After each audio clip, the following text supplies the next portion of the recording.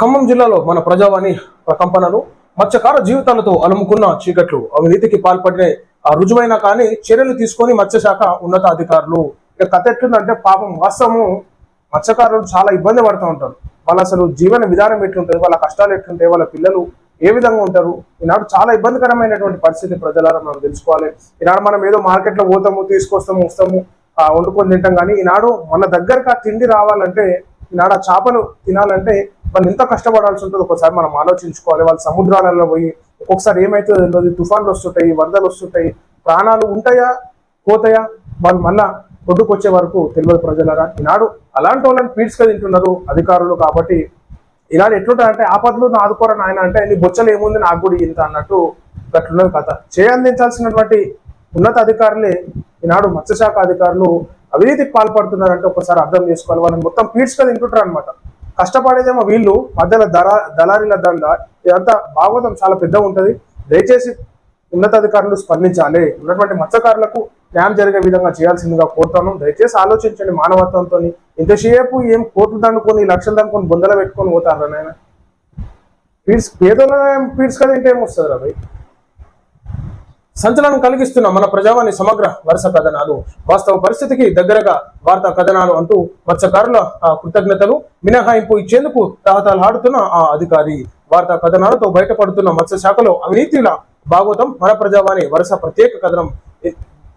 ప్రతి విషయం పైన ప్రజలకు ఇబ్బంది కలుగుతుందంటే ఖచ్చితంగా మన ప్రజావాణి ప్రజలకి తోడుగా ఉంటుంది. సో ఈనాడు ఎన్నో కథనాలని సమస్యలపైన ప్రచురిస్తూ ఉన్నాం.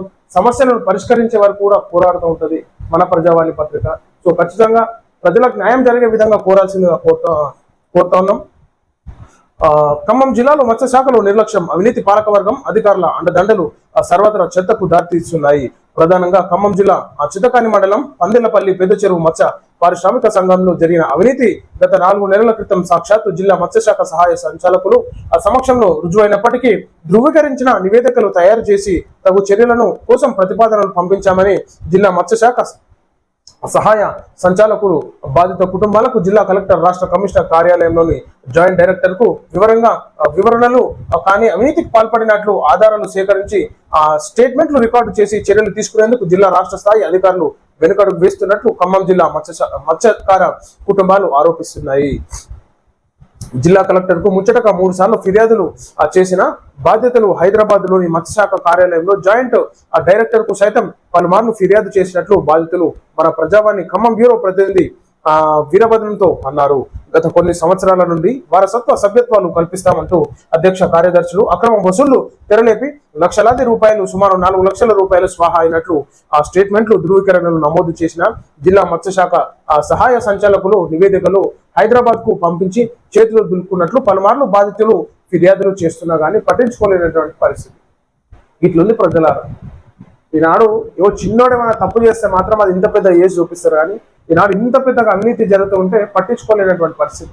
ఏముంటే అంత చైన్ సిస్టమ్. ఈ అధికారికి ఆ అధికారి, ఆ అధికారికి ఇంకో అధికారి, ఆ అధికారికి పై అధికారి, మొత్తం చైన్ సిస్టమ్ లాగా అనమాట. ప్రసాదం పంచుకున్నట్టు పంచుకోవాలి. పురుగులలో వాడి వస్తారు రా భయ్య హింసిస్తే పేదోళ్ళని. ఒక్కసారి వీళ్ళు సముద్రంలో మేము మాకు అవసరం లేదు అని చెప్పి 1 నెల రోజులు స్ట్రైక్ చేస్తే మొత్తం కిందికే వెళ్తుంది పులుసు. అట్లా చేయరు మీరు. నేను మత్స్యకారులకు చెప్తున్నాను, దళారీలకు మొత్తం పులుసు కారాలంటే, అధికారులకు పులుసు కారాలంటే 1 నెల రోజులు బంద్ చేసేయారు. మీరు అప్పు చేసుకుని అన్న వీళ్ళకి ఏర్పడుతుంది. అప్పుడు వీళ్ళకి కథ ఏందో, మీ గురించి ఏందో అప్పుడు ఎరకాయ వస్తుంది అన్న.